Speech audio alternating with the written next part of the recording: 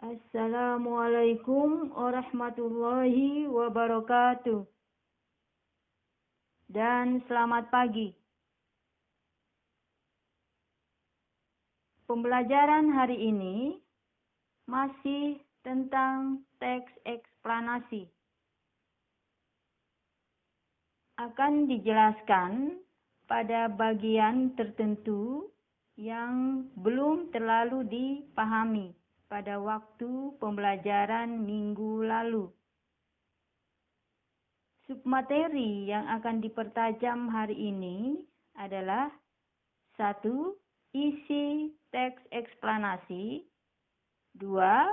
Penggunaan kata benda konkret dan abstrak. 3. Gagasan umum.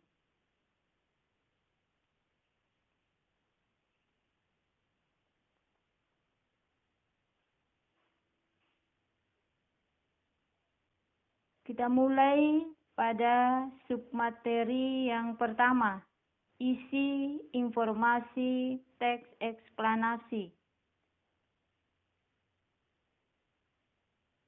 Sebagaimana telah dijelaskan pada pertemuan yang lalu, informasi dalam teks eksplanasi berisi fakta atau peristiwa yang telah terjadi. Jadi fakta atau peristiwa yang telah terjadi. Kita lihat contoh kalimat yang disebut dengan fakta. Tetapi sebelum itu, mari kita lihat pengertian fakta. Fakta adalah sesuatu yang benar-benar ada atau terjadi. Bisa juga hal, keadaan, atau peristiwa yang merupakan kenyataan.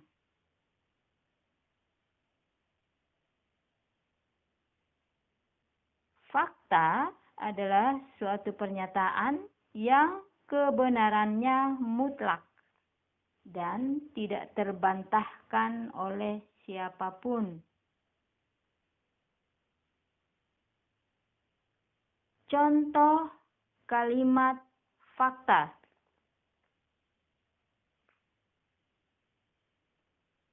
Bandingkan kedua pernyataan berikut. 1a.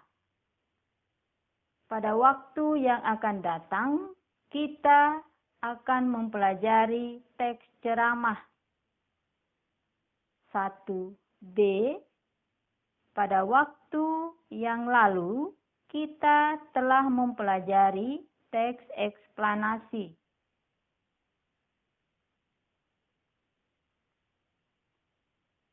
Dari kedua kalimat di atas,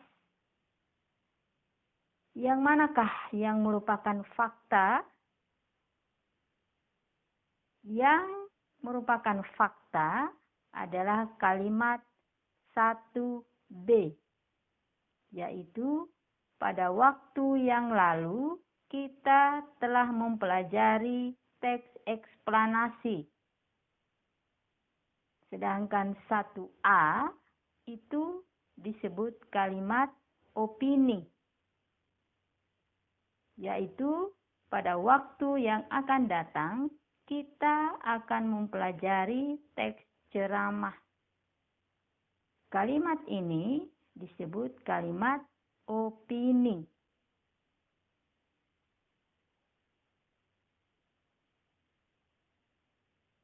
Simak baik-baik kedua kalimat di atas dan coba dipahami.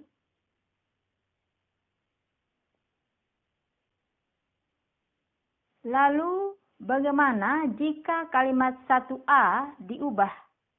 Perhatikan kalimat berikut. 1a. Menurut Ibu Hamsiah, guru bahasa Indonesia, bahwa pada waktu yang akan datang kita akan mempelajari teks ceramah. Hal tersebut disampaikan pada pertemuan bahasa Indonesia minggu lalu. Saya ulangi kalimat yang baru saya sampaikan. 1A. Menurut Ibu Hamsiah, guru bahasa Indonesia, bahwa pada waktu yang akan datang kita akan mempelajari teks ceramah. Hal tersebut disampaikan pada pertemuan bahasa Indonesia minggu lalu.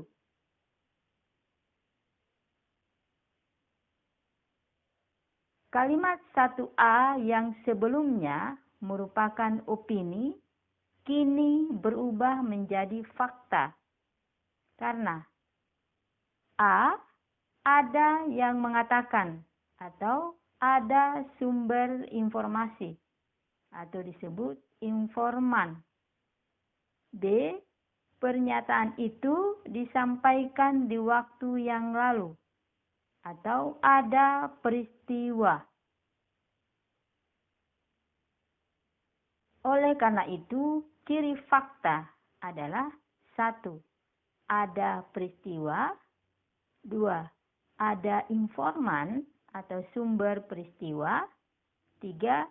Ada latar belakang terjadinya peristiwa.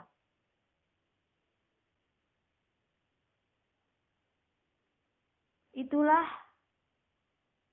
pengertian fakta bila kita mengkaji kalimat atau pernyataan yang berupa kalimat.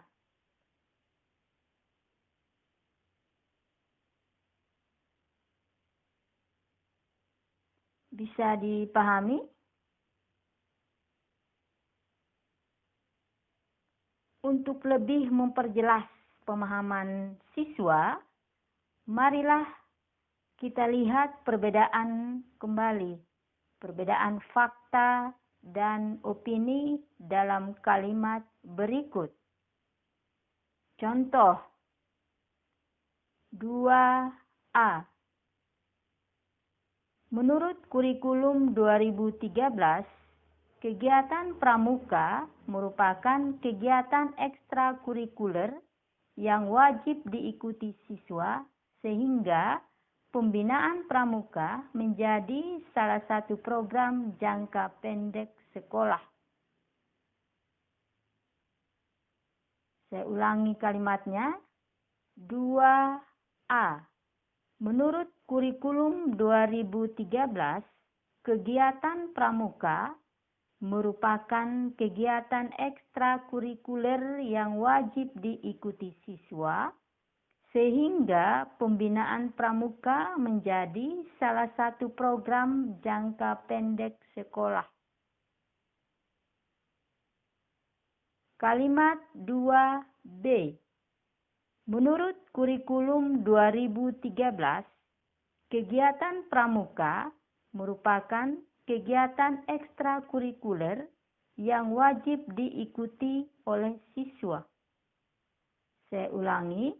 Menurut kurikulum 2013, kegiatan pramuka merupakan kegiatan ekstrakurikuler yang wajib diikuti oleh siswa.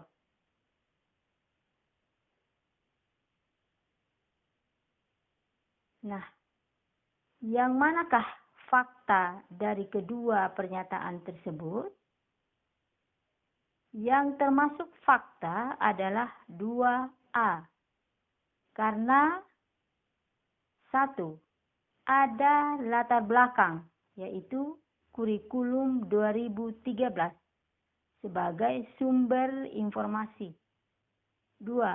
Ada peristiwa, yaitu pramuka menjadi program sekolah.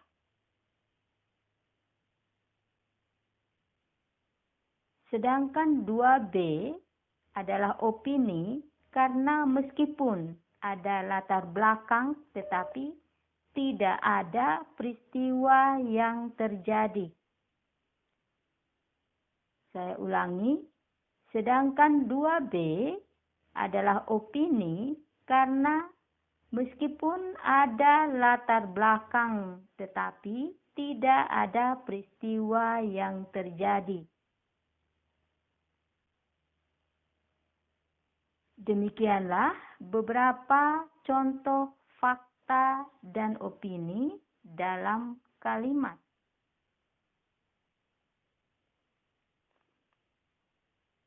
Untuk contoh fakta atau isi informasi teks eksplanasi dalam bentuk paragraf, siswa bisa menyimak pada lembar keempat, kelima, dan ke-8 yang ditayangkan di YouTube ini. Saya ulangi, untuk melihat contoh teks eksplanasi dalam bentuk paragraf, siswa dapat menyimak pada lembar keempat, kelima, dan ke-8 yang ada di lembar YouTube ini.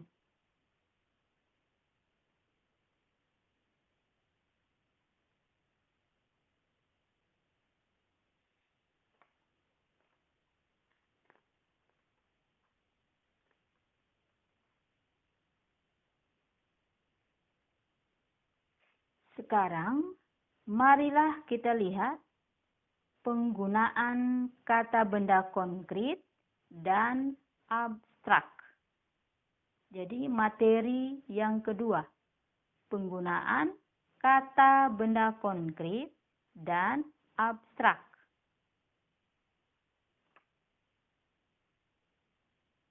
Perhatikan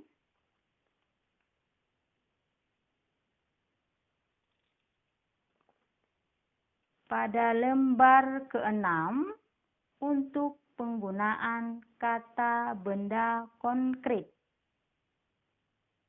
Silahkan siswa baca di lembar ke-6 untuk memahami penggunaan kata benda konkret.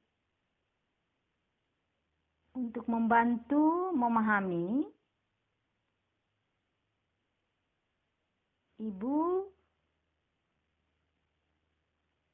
akan menyampaikan secara lisan yang ada di lembar ke-6 ini. Judul penggunaan kata benda konkret. Kata benda adalah kata yang mengacu pada manusia, binatang, benda, dan konsep atau pengertian.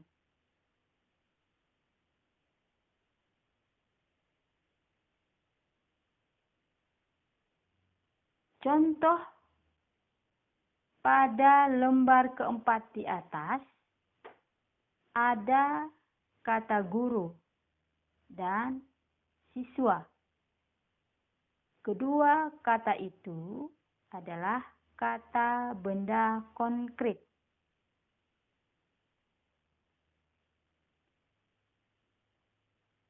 Penggunaan kata guru dan siswa dalam paragraf yang ada pada lembar keempat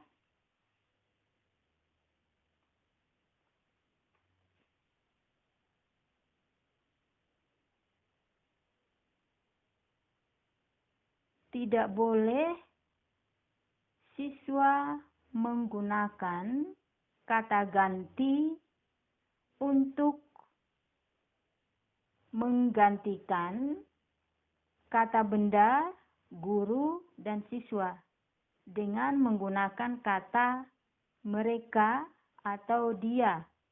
Itu tidak boleh digunakan karena menyalahi hukum kebahasaan teks eksplanasi.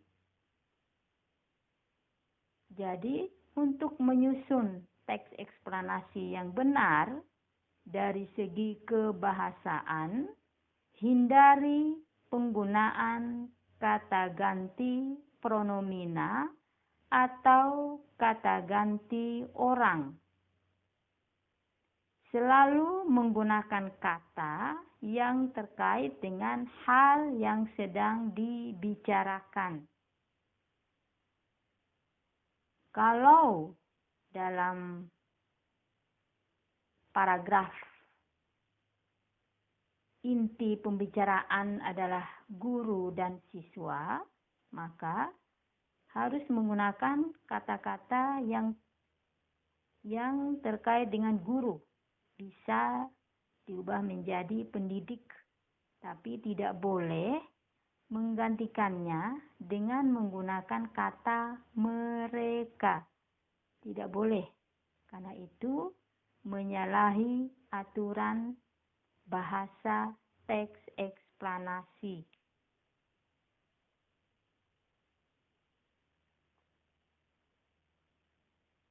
Berikut, untuk pemahaman kata benda abstrak, siswa bisa memperhatikan lembar ke-7.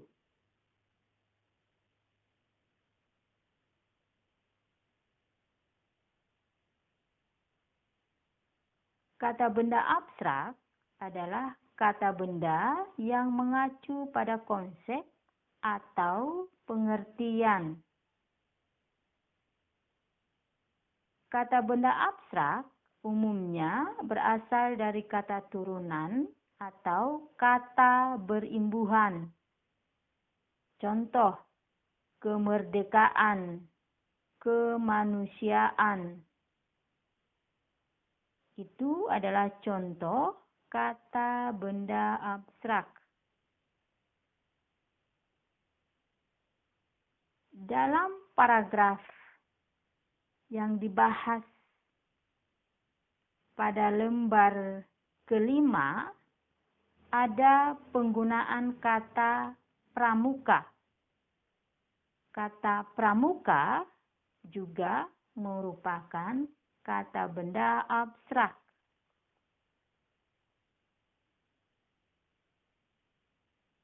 Jadi contoh kata benda abstrak yang bukan kata turunan atau kata berimbuhan adalah pramuka.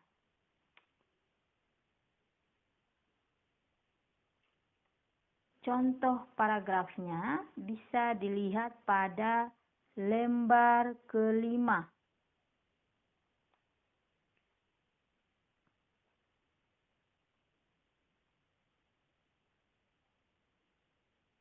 Materi yang ketiga yang dibahas hari ini adalah gagasan umum. Untuk gagasan umum, penjelasan secara detail bisa siswa simak kembali link YouTube pada pertemuan yang lalu dan kemudian bisa mengaitkannya dengan link YouTube kali ini yang dibahas pada lembar ke-8 tentang gagasan umum. Di sini, pada lembar 8 ini diberikan contoh paragraf dengan gagasan umumnya. Mengapa langsung contoh saja yang diberikan? Karena di dalam buku teks, sesungguhnya semua materi sudah ada penjabarannya secara detail di dalam buku teks itu. Sehingga tidak semua dibahas kembali di link YouTube. Yang dibahas di sini hanya pada bagian materi tertentu yang terkait secara Jadi hanya pada materi yang memang menjadi ciri khas dari teks eksplanasi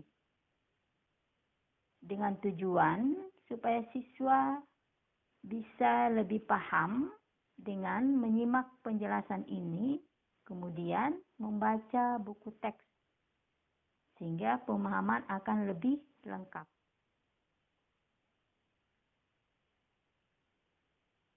Demikianlah penjelasan materi kali ini.